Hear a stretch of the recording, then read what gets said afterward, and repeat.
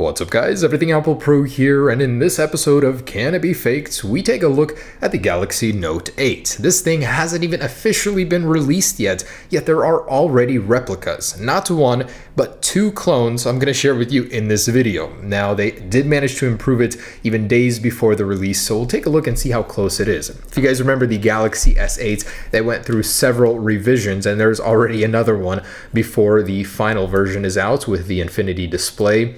So I'm very curious how this thing compares. It's always interesting to see their take on a $90 design compared to the real $930 version. So let's dig in. All right, so this is version number 1. This thing was actually created before they even knew what the new one would look like. So kind of a lot like the iPhone version. It's not going to be 100% there, but I still wanted to share it with you because it was kind of funny. Oh my gosh, how many layers of this stuff does it take? Oh my gosh, finally.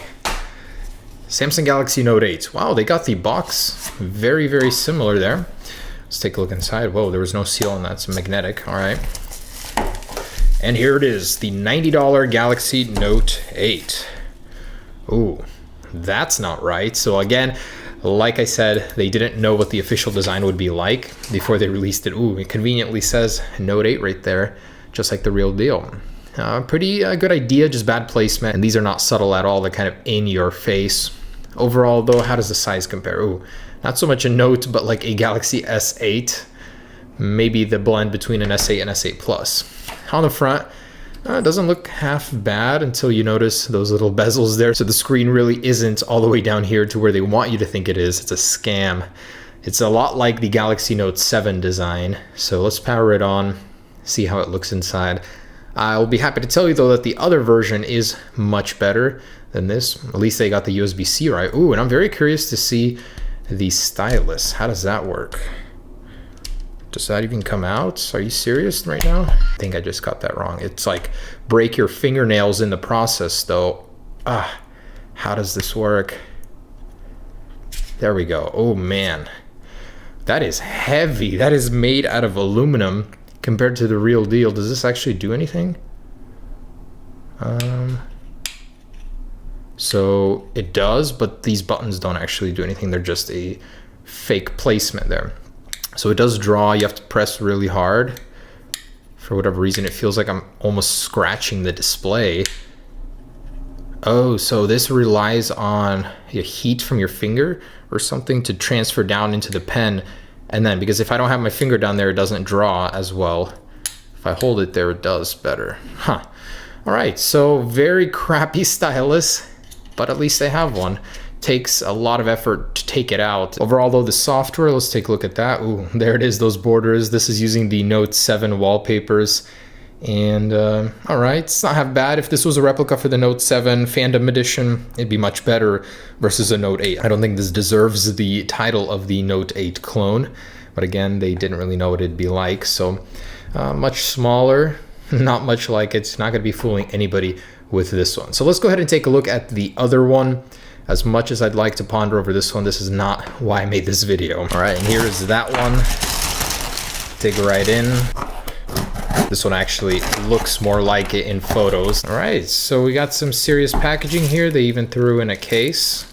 We can see it has that longer camera sensor there. All right, Samsung definitely doesn't put their phone in packaging like this. Slide this out. Comes open. So this one opens more accurately to the real deal. And here it is. Obviously, Samsung won't have a sticker in a little baggie like this. That's just cheap feeling. Let's pop it out. I got the blue color here. Ooh, now we're talking. This thing feels a lot more legitimate. Take this off and let's peel this off, see what it looks like underneath. Now, I don't expect the display to be like crazy good, but at least it's gonna look a little bit more authentic than the other one. All right, and there it is. Wow, that looks surprisingly good. So I'm guessing they're using the new display from the Galaxy S8 clone. It is massive. Let's power it on so you guys can see the outline here.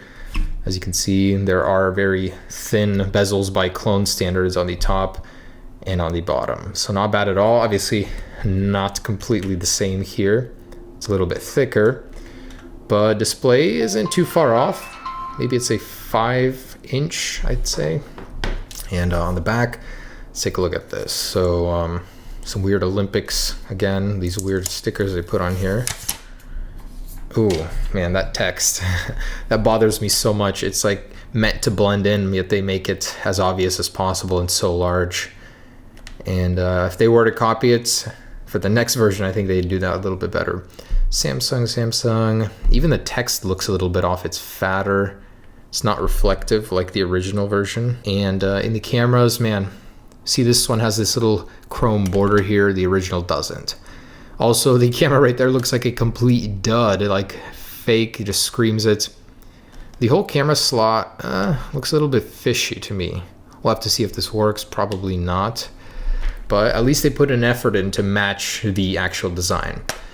Let's see here, power button. Oh, power button is actually very accurate, very true to its nature. Over here, everything else matches up, even the tops. Antenna bands, wow, that is a very good fake actually. That looks really good from the bottom. Let's check out that stylus. How does this one come out? Oh, same way. Break my fingernails. I'm literally just cringing at the thought. All right. So, I think this one has a button, but it doesn't do anything. So this one's like a little bit lighter than the other one. It's a little bit higher quality still though. If it doesn't press in, if you don't push in to take it out, it's a fake. But we got this drawing thing. Not bad. This one definitely draws a little bit easier. Don't have to press into the display to make that happen. So does it actually detect when it comes out? Oh, it does. So it still has some sort of a sensor in there to detect when it leaves. But let's see what I think of this. If you guys can discern that. All right, let's get into the software here. Ooh, what's going on? Some sort of glitch? Nice. So that got stuck on the display. Wow, that doesn't look half bad, to be honest. Like, you put this in your hand, someone that's never used this thing, it looks pretty much almost genuine. Very nice and large display. It even has the swipe up gesture. Let me go ahead and put in my weather here. So signing into the Play Store, you know what really bothers me about using the keyboard on this is it feels like there's like 2 or 3 millimeters between your finger and the display. So this glass is super thick, and sometimes I'll be pressing the wrong things just because my fingers think they're going to be touching something a lot closer and it's not. It's a very strange effect. On smartphones nowadays, they try and remove as much glass between you and the touch and LCD panel, yet this one adds it for effect to give it a little curvature, which is just a funny little side effect. Hey, the Bixby button works though, so that one can be pressed, and I'm sure you can reprogram this one unlike the official one. So I'm sensing some restriction here when I try and open up the Play Store, and you see that lag, man, that's terrible. Sometimes it won't let me say the app is not installed. It's as if they intentionally want you to keep from opening some of the applications. I had to get a workaround just to get it to open. Anyways, I'm installing these guys. Internet's extremely slow. Using this device is going to be a pain if you're thinking about buying it. It's definitely one of the better clones I've seen. I mean, they went all out. Even the wallpapers, they got matching wallpapers here. They have an always on display. Like at first glance from a distance, they look pretty similar, don't they? So they got a little curvature going on the corners of the screen. Can't wait till they release an iPhone with that, the iPhone 8 clone. That'll be kind of cool to see. But yeah, not too far off. They did a very good job with this one. The animations themselves for system and stuff, it's a little unresponsive compared to other clones I've seen. Let's go ahead and check out the Geekbench if it'll allow me to even. Man, oh, come on. Software controls suck on clones. And let's see, Geekbench, not downloaded. It's still waiting. That is so slow. 4 minutes to download, 5 minutes to download a tiny app like Geekbench. What in the world? That takes me literally 5 seconds and under on a standard one. Oh, there we go. 1 minute, 3 minutes. Okay. All right. I'll give them props though for trying to replicate the software correctly. Jumping into the settings, you'll notice everything looks very similar to how it looks on a Samsung, except much slower. I wanted to show you that it actually is running Android 7.0.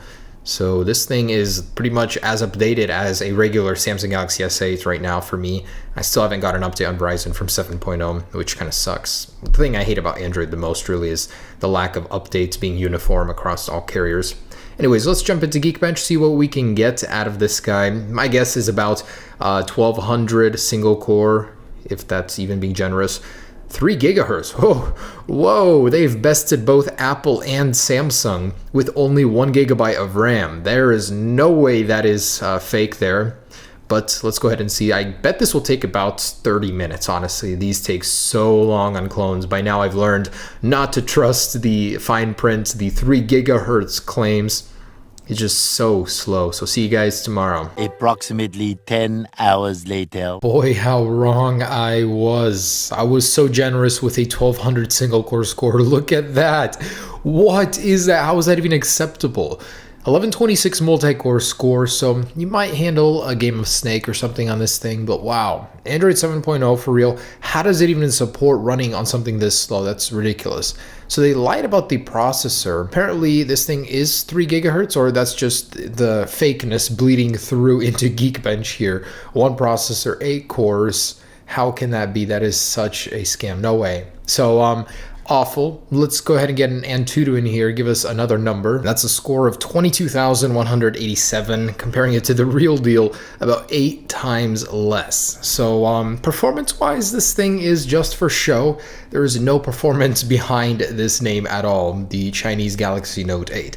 Let's go ahead and test out that camera, and I'm going to dig in inside and see what's going on there. Now, you guys wouldn't believe it, but this is a 12 megapixel shooter. Samsung says it has better low light capability. The dual lens sensor is supposedly supposed to help with the shutter. It's got dual optical image stabilization. Can you guys tell? I mean, it's pretty stable, right? Probably one of the worst clone cameras I have yet to see. Oh my gosh. Help this company, please. That is terrible.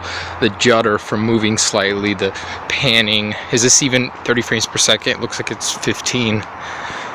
Oh man, sometimes I don't know why I review these things. So terrible. Alright guys, so it's actually warning me on screen right now about low light, that I don't have good light. Interesting. And here's that front-facing camera. Ooh, they crop it, so probably definitely not the megapixels as advertised. This one almost seemed better than the one on the rear. And more than likely there's a dud in the back, which I'll figure out in just a second, but there's the front-facing camera. So truly an awful camera, and before I go about disassembling it, I actually wanted to see, is this a genuine fingerprint sensor? I believe in the ad it said it was, so let's test that out. So it is touch-based because it knows when I'm touching it, but it doesn't seem to be asking me for accuracy or to use the rim of my finger or anything. So let's see, try and unlock it with my finger. Oh, it does unlock, but does it work with a finger I didn't record? Yes, it does. Either my fingerprint matches up without me knowing, or that is a dud. So let's open it up and take a look. This was glass that would have been broken long ago. Never do this while opening up your real Note 8. And here's the internals. Let's take a look.